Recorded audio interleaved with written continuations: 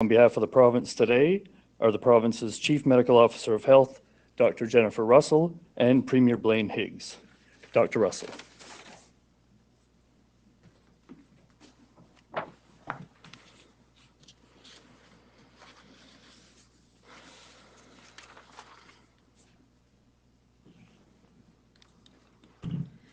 Good afternoon. Bonjour.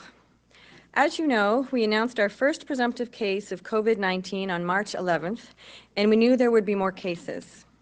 Your health and safety are my top priorities. Making sure you have current information is part of that, and that's why we're here today. I just want to briefly thank everyone for all the incredible work that is being done. I know you see myself and the Premier daily, but there are people who provide vital support that you don't see, such as our team at the Department of Public Health and the Department of Health, all the essential workers that are working today behind the scenes.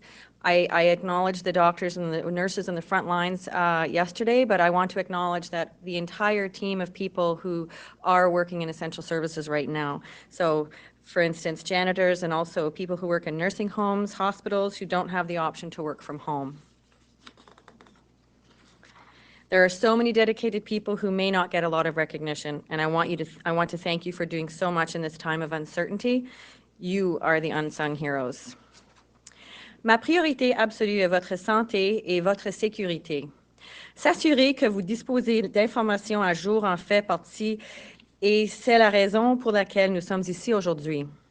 Je voudrais prendre un petit moment pour remercier tout le monde pour le travail incroyable qui est fait. Je sais que vous me voyez, moi ainsi que le Premier ministre, tous les jours, mais derrière, il y a des gens que vous ne voyez pas, qui apportent un soutien vital. Il y a notamment notre équipe à santé publique et au ministère de la Santé, les concierges par exemple, ou les employés dans les maisons de retraite ou les hôpitaux qui n'ont pas la possibilité de travailler à la domicile. Il y a tellement de gens dévoués qui ne reçoivent peut-être pas la reconnaissance qui leur revient. Je tiens à vous remercier pour tout ce que vous faites en cette période d'incertitude. Vous êtes des héros méconnus. I know that many New Brunswickers are taking the necessary steps to help flatten the curve in this outbreak and slow its progress, and I thank you. All New Brunswickers must take the state of emergency announced Thursday by the Premier seriously. We can't be complacent right now. At this briefing and others to follow, I will continue to say, stay home, protect yourself and your loved ones, and also the frontline staff. People working in the hospitals, again, that don't have the choice of staying at home to work. Remaining at home, maintaining social distance, and washing your hands frequently saves lives.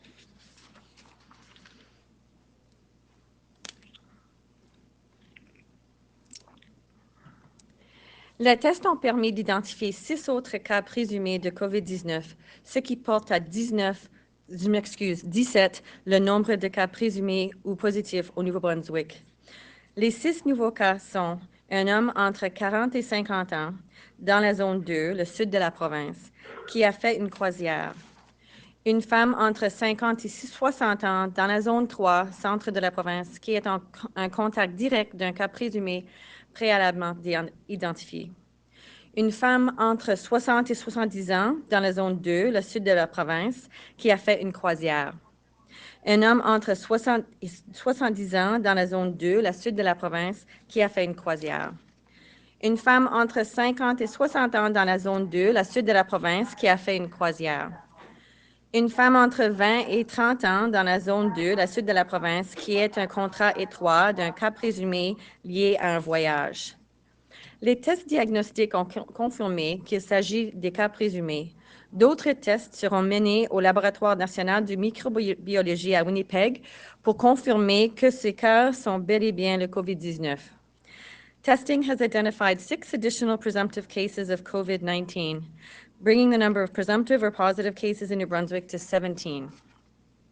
The 6 new cases are a male between 40 and 50 in Zone 2, which is the south, who had been on a cruise, a female between 50 and 60 in Zone 3, which is the central part of the province, who is a direct contact of a previously identified presumptive case.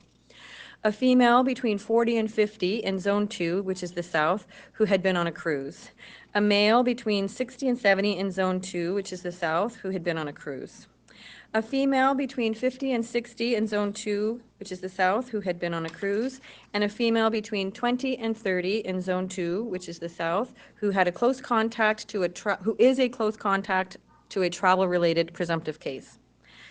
Diagnostic testing confirmed the cases as presumptive. Additional testing to confirm the cases as positive COVID-19 case will take place at the National Microbiology Laboratory in Winnipeg. I know many of you have questions about how to determine if you have COVID-19 symptoms. I'm extremely pleased with the public response to the new online self-assessment tool we introduced to help New Brunswickers determine whether they should call the 811 line. My understanding is I think 5,000 people visited that site yesterday. So I'm very, very happy to hear that. Actually, sorry, it's 5,500 individuals used the self-assessment tool on Friday. So this has eased the pressure on 811 and has led to reduced wait times, which has allowed our healthcare professionals to assist callers more promptly. So I actually tested the system myself yesterday, so I actually called 811 myself, and I waited for half an hour before I reached someone. So and my understanding is that today the wait times are less than that. So the symptom assessment tool at the gnb.ca coronavirus page offers useful advice on how to respond based on symptoms you may have, whether you should seek medical assistance immediately, get help soon, or isolate yourself from others. I also encourage those with access to a primary care provider to utilize their ability to provide virtual care via video conferencing or telephone. Primary care providers are equipped to help support and identify patients that require testing for COVID-19.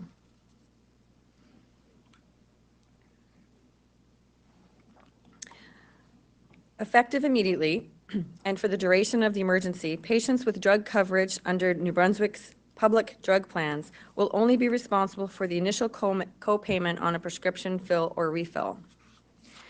For example, a patient with a 90-day prescription will only have a co-payment for the first 30-day refill, for the first 30-day fill, and there will be no co-payment required for the second and third 30-day fills on the same 90-day prescription. This applies to all New Brunswickers that are on the public drug plan, including many seniors and low-income individuals. À compter de maintenant et pour la durée de la situation d'urgence, les patients couverts par le régime public d'assurance médicaments du Nouveau-Brunswick ne seront responsables que de la quote-part initiale d'une exécution ou d'un renouvellement d'ordonnance. Par exemple, un patient ayant une ordonnance de 90 jours n'aura qu'une quote-part à payer pour le premier remplissage de 30 jours. Il n'y aura pas de quote-part à payer pour les deuxième et le troisième remplissage de 30 jours sur la même prescription de 90 jours. Cette mesure s'applique à tous les Néo-Brunswickois et Néo-Brunswickoises qui sont inscrits au régime public d'assurance médicaments, notamment de nombreuses personnes âgées et à faible revenu. It's important again to remind everyone that although there may not be cases in your area yet, you need to act like there are.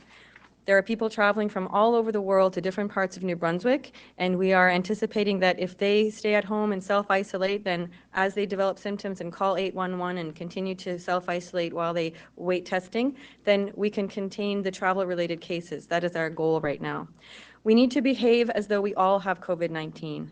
I understand the numbers and the privacy around COVID-19 has been a point of discussion in the media. However, at this time, we will continue to adhere to our provincial privacy rules. As I have previously mentioned, should a situation arise where New Brunswickers need to be made aware of a potential public exposure, we will do so as soon as the information becomes available, as we did in the case of the measles outbreak last year. This situation is fluid, but one thing that remains constant is that we will continue to work together to support one another and to provide crucial services and information to the people of New Brunswick. We need to look after one another and ourselves. Please maintain healthy eating habits, exercise regularly, get lots of sleep, and wash your hands frequently. Veuillez conserver de saines habitudes alimentaires, faire régulièrement de l'exercice, dormez beaucoup et lavez-vous les mains fréquemment. Keep informed, but be mindful of taking in too much information, especially from social media. This is an unprecedented situation, and it is affecting all of us all over the province. From kids to adults to seniors, we're all trying to adapt as quickly as possible to stop the spread of COVID-19. Every day matters, and that's why staying home is so important. This isn't one marathon, but several. New Brunswickers are resilient, and the ties that bind us to our family, our friends, and our community will remain strong. We will get through this together. Thank you very much.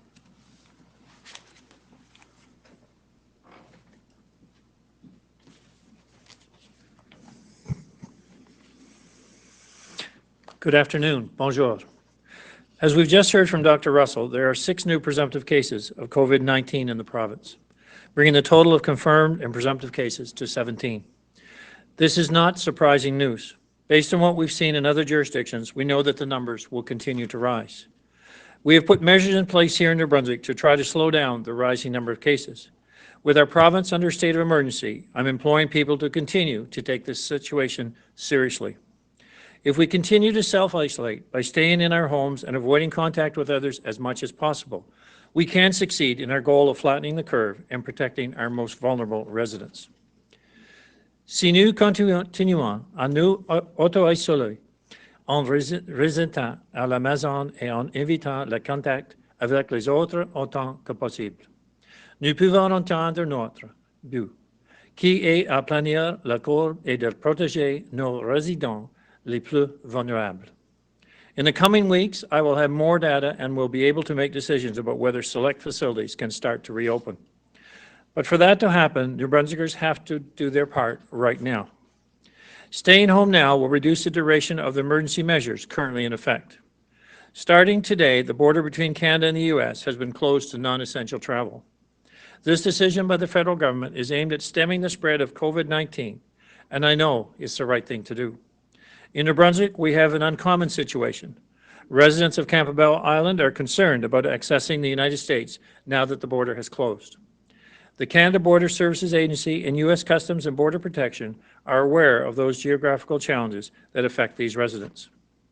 I've been reassured that residents of the island who intend to travel directly between Lubec and Calais in Maine for essential services will not be restricted in those travels. Additionally, they will be able to travel from St. Stephen to Campobello Island directly to the United States as they have done for many years.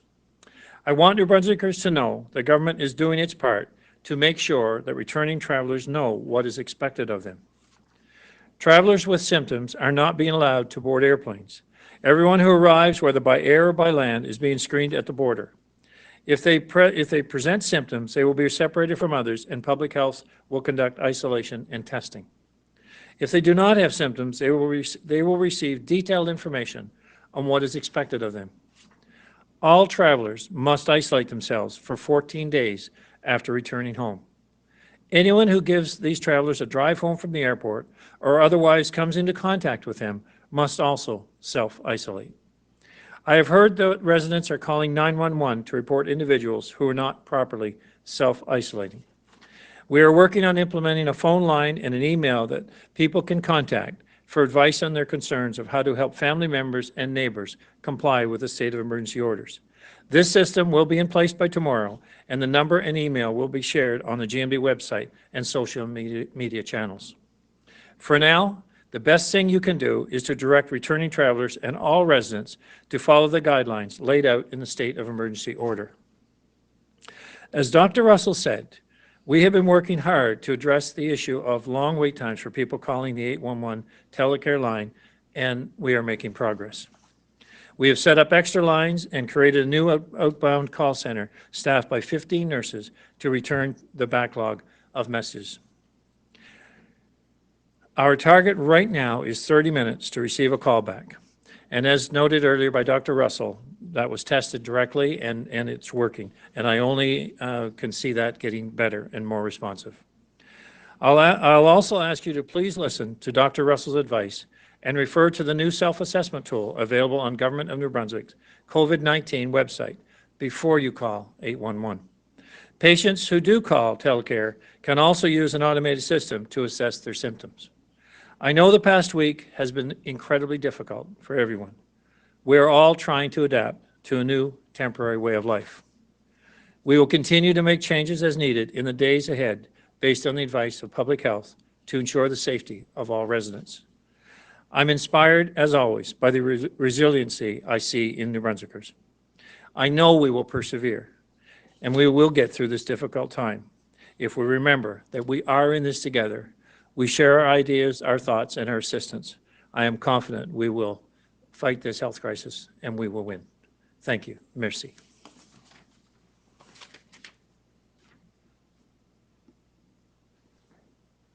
Thank you, Dr. Russell and Premier Higgs.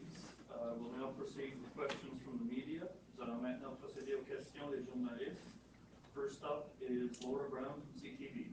Dr. Russell, could you tell us how the people so far who have been presumptive or confirmed as having COVID, how they're doing right now, and if anyone at this point has been hospitalized? As far as I know, the people are self-isolating at home. But if I have any new information, I can bring that back to you. But as of right now, I have not heard of anybody that is not self-isolating at home. So all mild symptoms? Mild to moderate would be the case that you would be able to stay at home and self-isolate while you're recovering. And a follow-up, Laura? That was it. That's fine. Thank you. Megan Yamova, Global News. Thank you. What percentage of people calling 811 with symptoms are actually getting tested, or are they just being told to self-isolate if they have milder symptoms? So anybody with symptoms would not be told to self-isolate it by the 811 number. They would do an assessment around what criteria they would meet to then go to the testing facility. My understanding is that we've tested so far over 700, I think it's 731 last I checked. So we've tested 731 people so far, 747 so far, and I don't know what percentage of people who call, because they have, if you do try to test out the line, if you do call it, they actually have different options. So they do ask you whether you have cough or fever, and then you press the button, they press 1 if you have this, press 2 if you have that. So there's a triage system built into 811. Okay, is there a shortage of test swabs in the province? Not at this time. Thank you. Kevin Bissett, Canadian Press.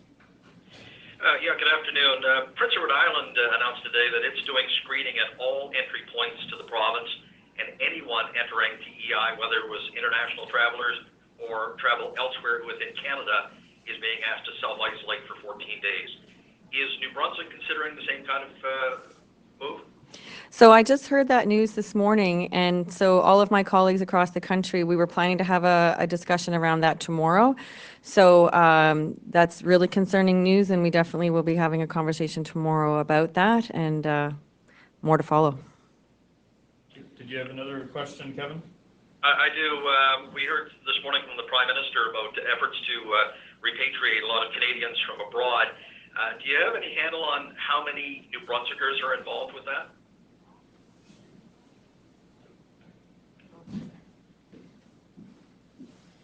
Not at this time, but we would be given that information if it's something that's organized through the Global Affairs Canada and Public Health Agency of Canada, then they would be giving us that information. Thank you. Rose Saint-Pierre de Radio-Canada. Oui, bonjour. Ma question est pour Dr. Russell. Dr. Russell, j'imagine que vous avez fait des scénarios de prédiction pour cette crise-là. Combien de personnes infectées au Nouveau-Brunswick on pourrait avoir au pire de la crise et ça représente combien d'hospitalisations? Alors, chaque province, même au niveau national, on fait des modèles pour dire le plus pire scénario, des autres scénarios. Puis c'est vraiment dépendant les mesures qu'on a en place aujourd'hui et comment la situation va évoluer. Comment le progrès va de la situation. Puis ça dépend sur plusieurs choses. Ça dépend sur les mesures qui sont en place, la manière qu'on continue à tester, la manière que les gens écoutent nos avis, les directives. Ça dépend aussi sur la situation autour des autres pays. Les États-Unis inclus dans ça. Alors, quand les situations change même dans les provinces. Alors, vous avez bien juste d'entendre que l'annonce avec l'île du Prince-Édouard. Alors, même avant, c'était des informations qu'on prenait d'autres endroits hors du Canada. Là, c'est des informations qu'on trouve dans notre pays et aussi ici au Brunswick. Est-ce que vous avez un suivi, Rose?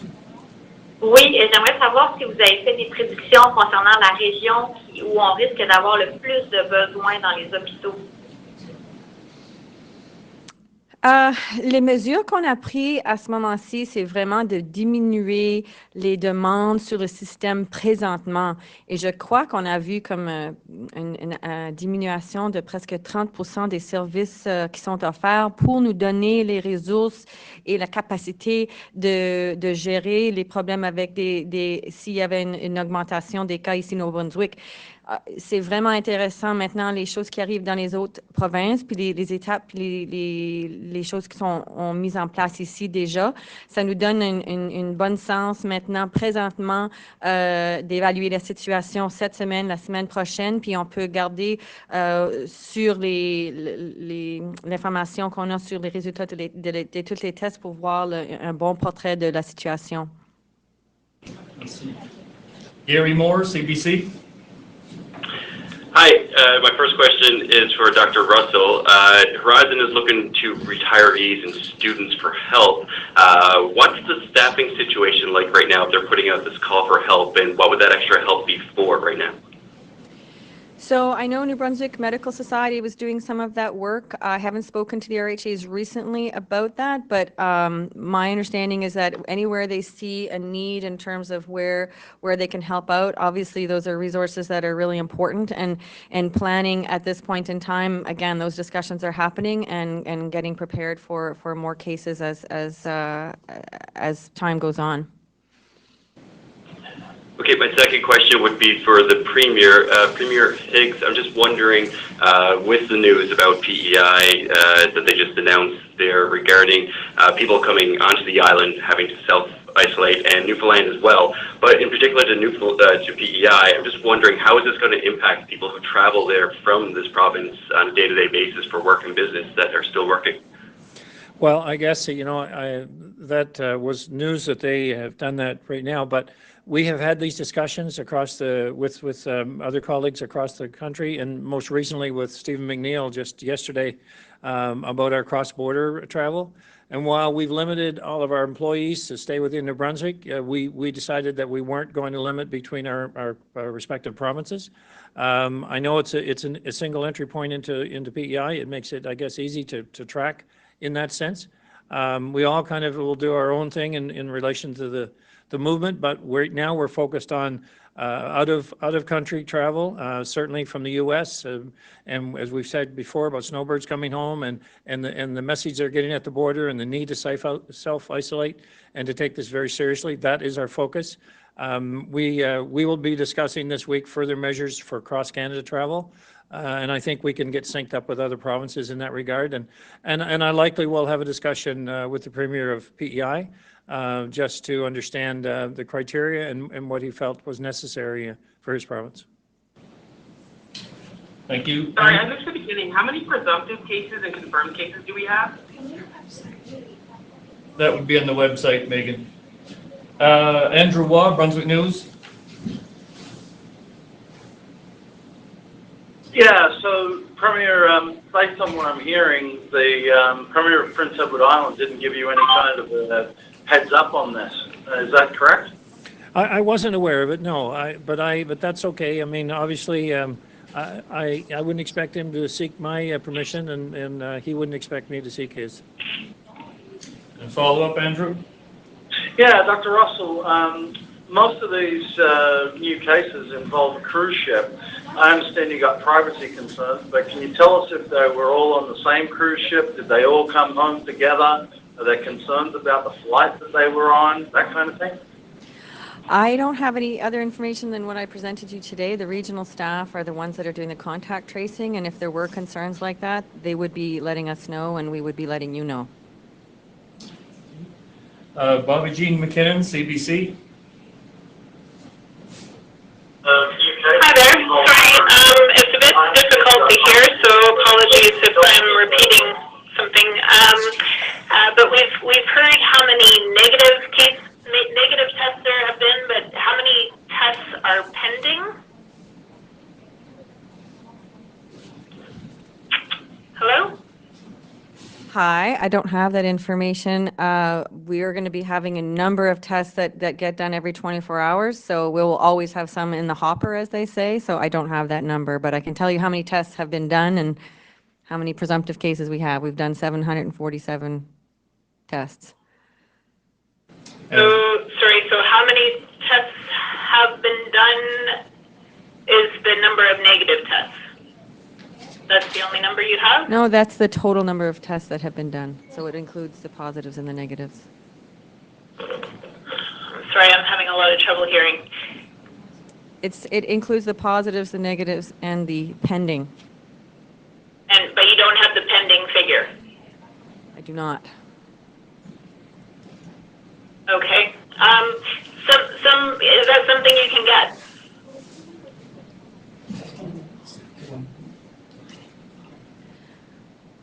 As of right now, the situation is evolving, so I present the information that I have, and what I have today is I have the number of tests that were completed, and I have the number of tests that are presumptive and confirmed from NML.